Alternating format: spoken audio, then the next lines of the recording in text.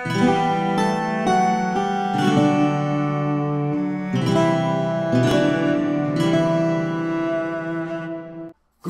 It is I, Countess Naravan Dracovin, Lord and Emperor of the Dracovin Empire, and welcome. It's time to continue my discussion of anime series, where I review them for you, give you a little bit of information about them, and then give you some suggestions on how you can use them in your big eyes, small mouth games, your BESM anime role-playing game system games. Granted, you could really, if you wish to, adapt these suggestions to any role-playing game system if you're up for messing around with the mechanics. But let's dive into the two from 2014, M3, Sono Kuroki Hagane, and the one I'm going to start out with, Escha&Logy no Altair, or Altair, Escha&Logy, Alchemist of the Dusk Sky. So we set ourselves in this nation, in this world of dusks, where these dusks are great and terrible things occurring to it. And the dusk continues to approach. And in this small nation here, though, they've been using alchemy and secrets of the past based upon alchemy to fight against this dusk, to keep the world going and at bay. Now, we focus on a small town where we meet a woman named Escha and a man named Logy. The two of them are part of this developmental department of the local government. The local government, of course, being linked to the nation as a whole, where it's their job to use alchemy to help out the town, to assist in various problems, dangers that they might face, help perhaps things like farming, medicine, a lot of the things that are going on in town to counteract them with their alchemy and to keep the town going and safe. Now, along the way, they do gain a want to explore some local ruins which are connected to some ancient technology, which might have some secrets of things about the dusk or fighting against it, and perhaps helping keep the town safe, longer and greater, mastering new levels of alchemy. Now, for the genres, this one, of course, it's fantasy. It's a fantasy world. There's a sort of level of mystical ability that seems to always come to this level of alchemy. I would definitely call it an alchemy, too, which is a kind of magic meets science idealism. We do get some of that in animes occasionally, so it's a very mild genre, but it's one that I feel is critically important to the themes of this one, so hence it's being used. It's also a venture. Though they are focused in this one town, they do travel out to other local communities in the nearby region. They turn to the ruins themselves, so there's this sense of adventure that exists within the storyline. Now I rate this one a 4. It's a pretty dang good one. I enjoyed it quite a lot, and I would recommend checking it out if you like a little bit of fantasy that's a little bit more, not high fantasy, not like epic quests, maybe just a little bit of adventure to your fantasy. Now, if you're using this in a BESM game, I would recommend 250 points. You're going to make your players members of a developmental department in a small town somewhere. They're helping keep the town safe, help fight against various problems they might face, whether external threats or internal ones, things doing with the weather, the encroaching dusk, perhaps keeping crops and food, keeping water, various other problems and threats of maybe creatures even that could come about. All the while, they could also do things like explore various ruins to hope to discover ancient alchemical technology, to develop their own alchemical techniques and get stronger and work together better as a team to overcome the various problems that are going to face along their adventures. It's all about using what they learn from wherever they learn it to help the community that they are part of and to perhaps even help the nation out in the very end. Alright, let's move on to M3, Sono Kuroki Hagane, or M3, The Dark Metal. So M3 focuses on a group of boys and girls who, in their youth, meet in this strange realm of lightlessness. And that's only the start of it all, because then we skip forward, where this lightless realm has become a plague upon our world, where it spreads out, and within it is this strange substance called necrometal, which infects and corrodes everything that it touches, living and unliving. It devours everything, and this lightless realm is growing. Now we focus on some people in high school, and especially Akashi. Akashi is a student in a high school training to use specialized vehicles to fight within the lightless realm, Vess. He is #1 at the school. He is eventually approached by people of the organization fighting against the Lightless Realm and brought into the actual program to dive into it and battle the dangers there. And especially one danger in particular, a creature known as the Corpse, which seems to accompany the Lightless Realm. It sings a song which brings death to those that hear it, and Akashi is being tasked to fight against it. He is eventually given a special type of Vess, known as the Reaper, in which to use to fight against the Corpse, to overcome its song and defeat it. But is there more to what's going on here than what is seen? And what really is the origin of the Lightless Realm? There's a lot to be seen in this series. Now, I definitely would call this one a mecha. The Vess are a mecha, and they use mecha in the course of the series. It is a horror to a good degree. A lot of dark and terrible things happen and bring terror to those that encounter it. A lot of suspenseful situations when it comes to diving into the Lightless Realm and the threats and dangers that are there. In a way that is also a science fantasy. There's almost a level of mystical power that seems to protect the Vess, just as seemingly the world itself of Lightless with its necromental seems less scientific. It seems so strange. And it almost feels like there's this spiritual part of what's going on with the Vess vehicles to give them the power to fight against us, especially something like the Reaper itself that mixes almost the science and fantasy. Now I rate this one a 3. It was a very interesting series. I would recommend checking it out if you want something a little different from your mecha-based anime, if you want a little horror put into it, or just a little bit of unusual circumstances that changes it up. Now if you're using this as a BESM game, I'd recommend 350 points. You're going to make your group a team of pilots who use Vess to dive into the Lightless Realm and fight against the Corpse. Now, each of your people here will be dealing with the horrors of the Lightless Realm on their own. They'll be dealing with the bonds that they have with each other that many of them perhaps don't remember, similar to the group that's brought in the main anime series. They don't remember that they have connections with them originally.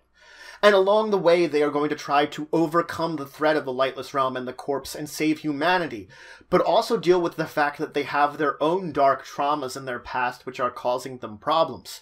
That it's as if the Lightless Realm picks and chooses and understands they have this trauma, drawing it to the surface, and they must overcome that, perhaps with each other or on their own, in order to hopefully eventually overcome the Lightless Realm, overcome the dangers that are there, and save themselves, and the world.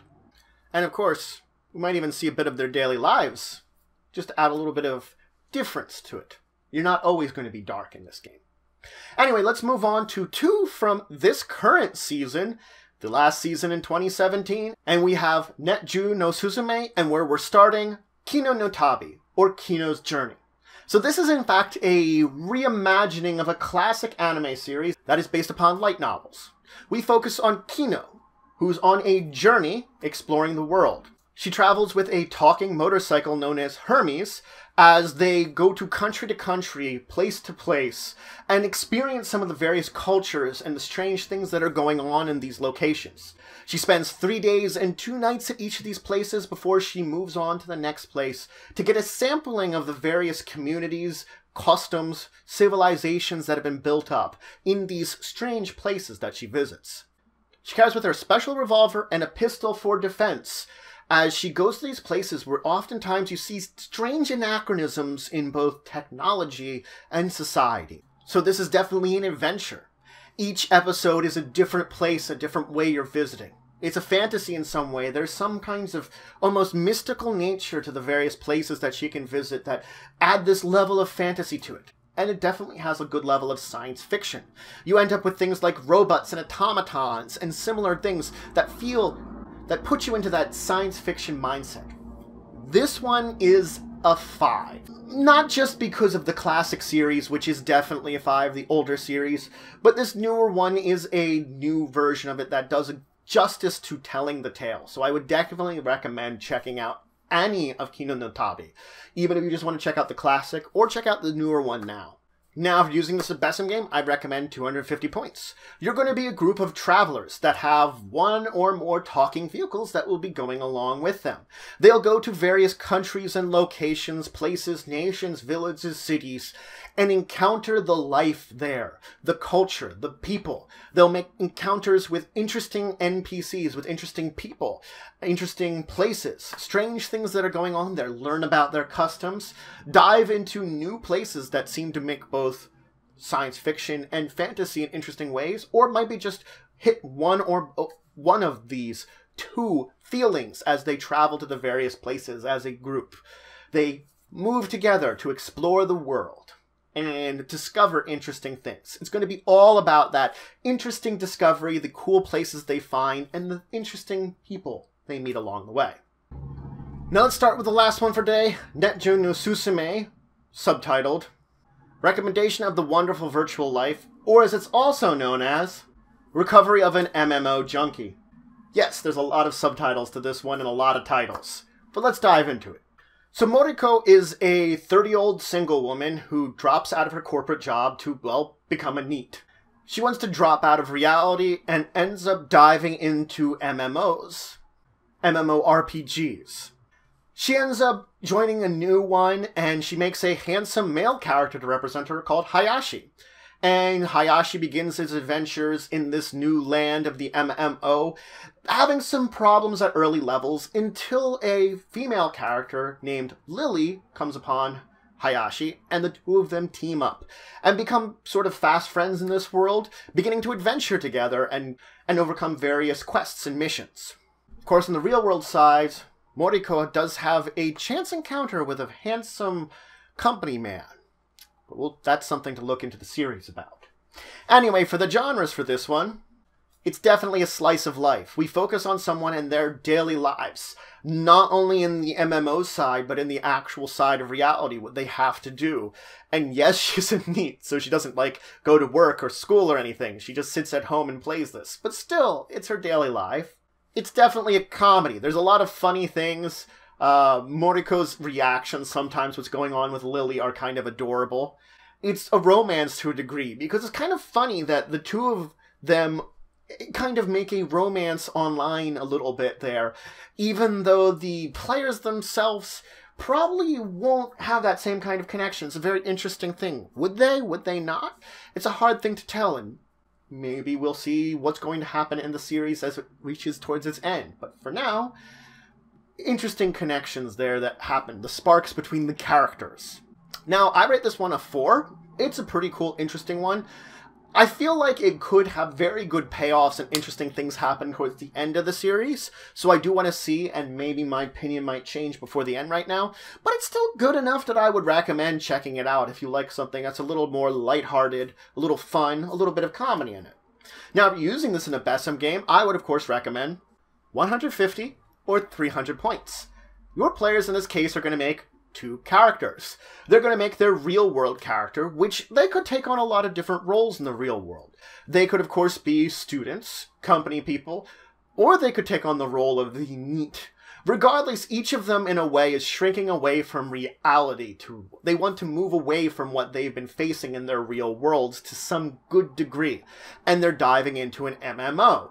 And there they meet up together, and we have our secondary 300-point characters, their characters in the MMO, as they go on adventures together, take part in various small quests, raids, little events that happen in the game, things that help them bond together, and maybe start to bleed into their real world, that they see that they can overcome some of the problems there.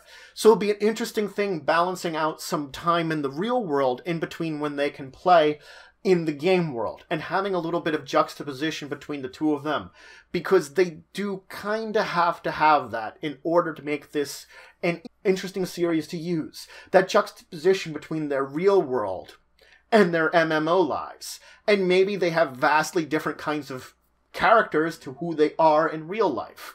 And some of them might know each other in the real world, others might not at all. Developing the relationships as they build between them, both in the game world and eventually into the real world, will be adding into interesting romance and comedy aspects to it. and you're hitting a lot of that slice of life when they're in the real world.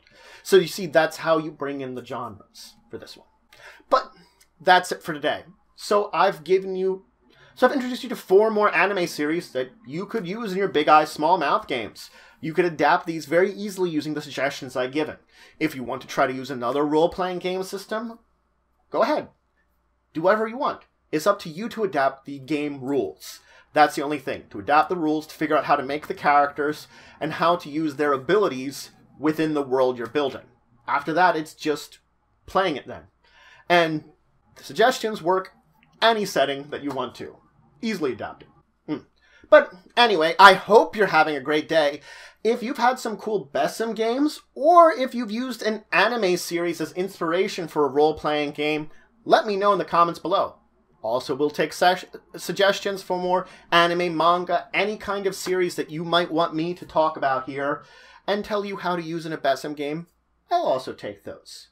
Regardless, until the next time, I bid you farewell.